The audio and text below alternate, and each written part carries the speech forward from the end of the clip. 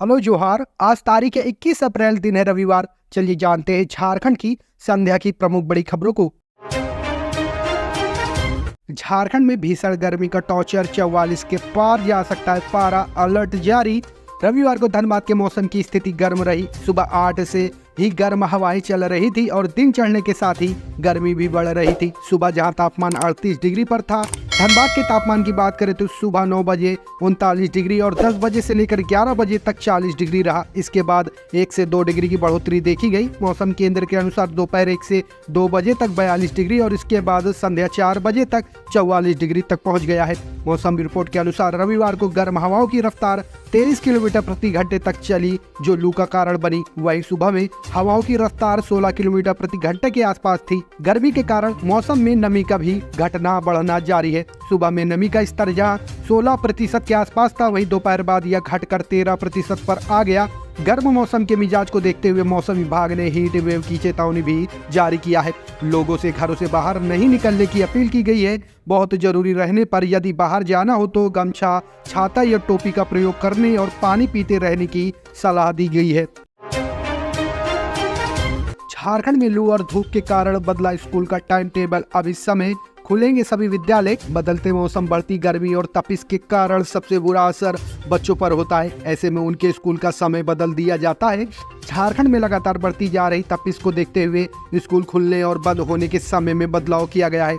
अब कक्षा केजी से 8वीं तक के स्कूल सुबह 7 बजे से 11:30 बजे तक ही खुले रहेंगे। इसी तरह 9वीं क्लास से 12वीं कक्षा तक के स्कूल का समय सुबह 7 बजे से दोपहर 12 बजे तक हो गया है। जानकारी के मुताबिक झारखंड में गर्मी और लू चलने के कारण स्कूल खुलने और बंद होने के समय में बदलाव किया गया है। झारखंड के स्कूली शिक्षा एवं साक्षरता विभाग की ओर से जारी आदेश में कहा गया है कि राज्य में संचालित सभी सरकारी, निजी और गैर सरकारी सहायता प्राप्त स्कूलों के समय में परिवर्तन किया गया है। आदेश में कहा गया है कि कक्षा केजी से कक्षा 8 तक की कक्षाएं सुबह 7 बजे से 11 बजे तक एवं 11:30 बजे तक एवं कक्षा 9 से ऊपर की कक्षाएं सुबह 7 बजे से 12 बजे तक संचालित की जाएंगी।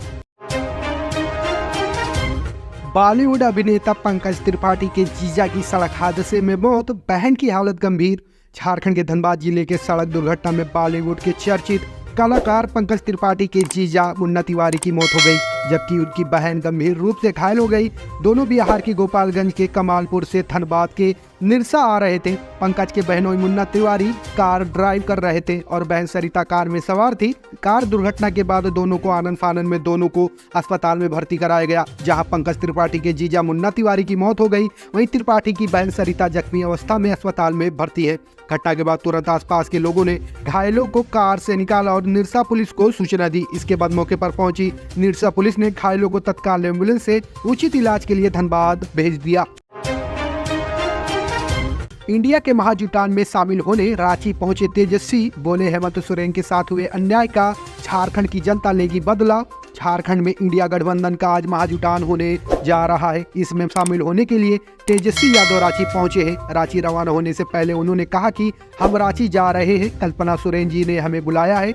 वहीं नीतीश कुमार की तरफ से लालू परिवार पर दिए गए बयान को लेकर बिहार के पूर्व डिप्टी सीएम ने कहा कि वो बड़े हैं, उन्होंने जो हम पर बोला वो उनका आशीर्वाद है। तेजस्वी यादव ने कहा, भाजपा भगाओ देश का लोकतंत्र बचाओ, भाजपा भगाओ देश का संविधान बचाओ। इंडिया गठबंधन एकजुट है। हेमंत सोरेन के साथ जो अन्याय हुआ है झारखंड की जनता उसका बदला लेगी। नीतीश कुमार के दिए गए बयान पर उन्होंने कहा कि हम जब उनके साथ थे तब बेटे के रूप में थे, वह हमारे पिता तुल्य हैं, लेकिन यह संस्कृत में भी नहीं है कि किस तरह की बात बोले। जेडीयू के एनडीए में फिर से शामिल होने के बाद से राजद और एनडीए के बीच तीखी बयानबाजी का सिलसिला लगातार जारी है। इस बीच तेजस्वी यादव ने बीजेपी पर निशाना साधते हुए कहा, नीतीश कुमार के अगल बगल में जो 4 लोग हैं उन्होंने नीतीश कुमार को हाईजैक कर लिया है। हम इसका खुलासा करेंगे। हम नीतीश कुमार की चिंता करते हैं। पश्चिम सिंहभूम में नक्सलियों ने लगाए पोस्टर, वोटिंग का बहिष्कार करने की दी धमकी, ग्रामीणों में खौफ। देश में लोकसभा के पहले चरण का मतदान हो चुका है। वहीं बात करें झारखंड की तो यहाँ 4 चरणों में चुनाव होंगे। 13 मई, 20 मई, 25 मई और 1 जून को झारखंड में वोटिंग होगी। उससे पहले नक्सलियों की तरफ से पोस्टर चिपकाकर लोगों को वोट का बहिष्कार करने की धमकी दी है। बता दें कि पश्चिम सिंहभूम जिले के मोहनपुर प्रखंड क्षेत्र के जराईकेला थाना क्षेत्र के अंतर्गत पड़ने वाले पंचपहिया डोमलोई में भाकपा माओवादी ने पेड़ों और स्थानीय दुकानों पर पोस्टर चिपकाकर वोट का बहिष्कार करने के लिए कहा है।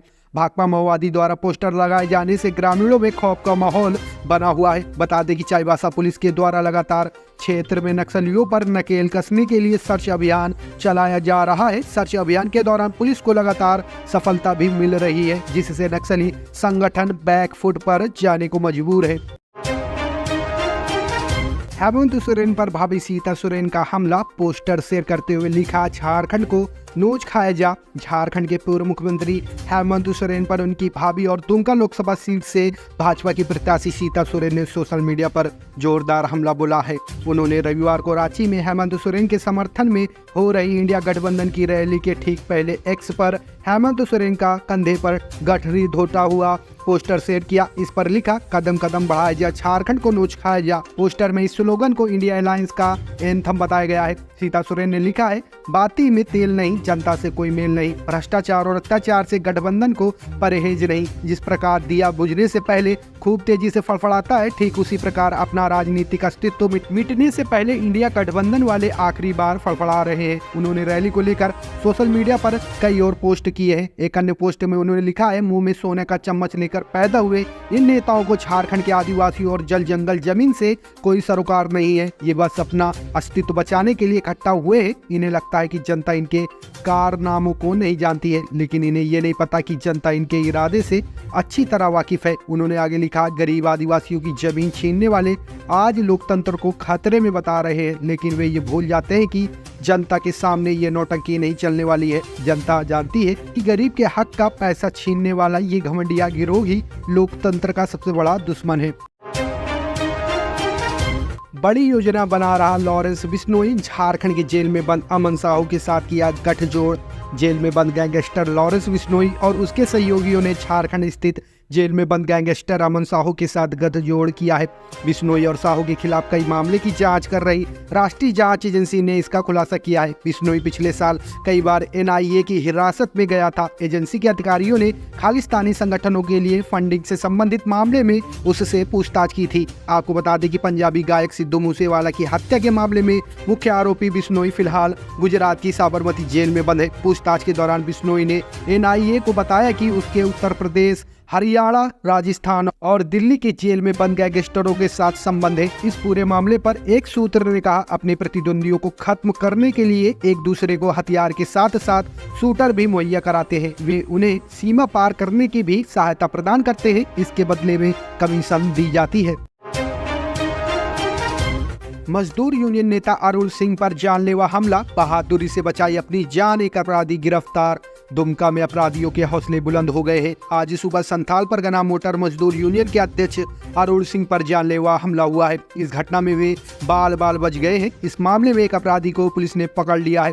आज सुबह अरुण सिंह पर 3 लोगों ने सुबह उस वक्त पिस्तौल से हमला करने का प्रयास किया जब वे दुमका के गिलानपाड़ा मोहल्ले से बस स्टैंड स्थित अपने श्रीपुरी काउंटर आ रहे थे। इसी दौरान कोर्ट परिसर में आगे बढ़ने पर निबंधन कार्यालय के समीप घात लगाए अपराधियों ने उन पर पिस्तौल तान दी। अरुण सिंह हिम्मत दिखाते हुए अकेले अपराधियों पर हावी हो गए और जब तक अपराधी पिस्तौल के ट्रिगर को दबाते उन्होंने अपराधियों के मंसूबों पर पानी फेर दिया। अरुण सिंह बहादुरी के साथ अपराधियों से लगभग 15 से 16 मिनट तक संघर्ष करते रहे। बाद में अपराधी उस टोंटो में बैठकर भाग निकले जिससे वे आए थे। अपराधी इसी लाल रंग की टोंटो से गिलानपाड़ा में 2:30 बजे के बाद से ही रेकी कर रहे थे। CCTV में उनके रेकी करने से लेकर हमला कर निकलने के कई दृश्य CCTV में कैद हुए हैं। अरुण सिंह ने इस घटना की जानकारी दुमका SP पीताम्बर सिंह खेरवार को दी। SP खेरवार मामले की गंभीरता को समझते हुए तुरंत पुलिस कंट्रोल रूम पहुंचे और CCTV कैमरे की पड़ताल में कार्रवाई की। नगर थाना पुलिस ने तत्परता दिखाते हुए तुरंत एक अपराधी को धर दबोचा है और उससे पूछताछ की जा रही है। पुलिस अन्य 2 अपराधियों को गिरफ्तार करने के लिए छापेमारी कर रही है। इस घटना में खुद को बचाने के दौरान अरुण सिंह घायल हो गए। उनका प्राथमिक इलाज कराया जा रहा है। बताया जा रहा है कि बस से माल उतारने वाले कुछ मोटिया मजदूर को उन्होंने काम से बाहर कराया था, जिसके बाद उन पर गोली चलाकर जान से मारने का प्रयास किया गया। पर भगवान का शुक्र था कि अपराध को अंजाम देने आए ये अपराधी अपने मंसूबों में कामयाब न हो सके। हमारा उद्देश्य तानाशाही को समाप्त करना है, सीएम चंपाई सोरेन ने केंद्र सरकार पर बोला हमला। मुख्यमंत्री चंपाई सोरेन ने उलगुलान रैली की तैयारियों का जायजा लेने के बाद शनिवार को दोपहर मीडिया से बात करते हुए कहा कि हमारा उद्देश्य इस देश से तानाशाही को समाप्त करना है। आप लोगों ने देखा कि कैसे लोकतंत्र पर हमले किए जा रहे हैं। जिसके नाम पर हम लोगों ने सरकार बनाई है उसे साजिश के तहत फंसा कर जेल भेज दिया गया। ऐसे ही कांड नई दिल्ली की सरकार के साथ भी हुआ है। इस रैली का मकसद देश में लोकतंत्र और संविधान की रक्षा करना भी है। पहले दिल्ली में सरकार को गलत तरीके से हटाया गया। झारखंड में भी ऐसे ही प्रयासों को देखकर झामुमो को नेतृत्व में परिवर्तन का निर्णय लेना पड़ा। जरा सोचिए, जिस चेहरे को दिखाकर हमें बहुमत मिली वही सलाखों के पीछे धकेल दिया गया है। चतरा में 1 करोड़ 40 लाख की अफीम के साथ पिता पुत्र गिरफ्तार। चतरा जिले की गिद्धौर पुलिस ने 1 करोड़ 40 लाख की अफीम के साथ पिता पुत्र को गिरफ्तार किया है। गिरफ्तार तस्करों में गिद्धौर मेन चौक निवासी महेंद्र दांगी व उसके पुत्र दीपेंद्र दांगी शामिल है। तस्करों के पास से 28 किलो 85 ग्राम अफीम के अलावा 2 मोबाइल फोन जब्त किए गए हैं। तस्कर बाहर से अफीम लाकर उसे तैयार कर पंजाब, हरियाणा समेत अन्य राज्यों में भेजते थे। यह जानकारी सिमरिया एसडीपीओ अजय कुमार किसरी ने रविवार को सिमरिया स्थित अपने कार्यालय कक्ष में प्रेस कॉन्फ्रेंस कर दी। उन्होंने बताया कि पुलिस अधीक्षक चतरा विकास कुमार पांडे को गुप्त सूचना मिली थी कि गिद्धौर थाना क्षेत्र के बरली टोला स्थित महेंद्र दांगी के जानवर शेड में भारी मात्रा में अफीम रखा हुआ है, जिसे बाहर भेजने की तैयारी है। सूचना के आलोक में छापेमारी टीम का गठन किया गया। टीम ने त्वरित कार्रवाई करते हुए बरेली टोला स्थित जानवर शेड पहुंचकर अफीम बरामद किया। साथ ही पिता पुत्र को गिरफ्तार कर लिया। इस संबंध में गिद्धौर थाना कांड संख्या 28/24 के तहत एनडीपीएस एक्ट का मामला दर्ज कर दोनों को जेल भेज दिया गया। आगे एसडीपीओ ने कहा कि अफीम तस्करों को बख्शा नहीं जाएगा।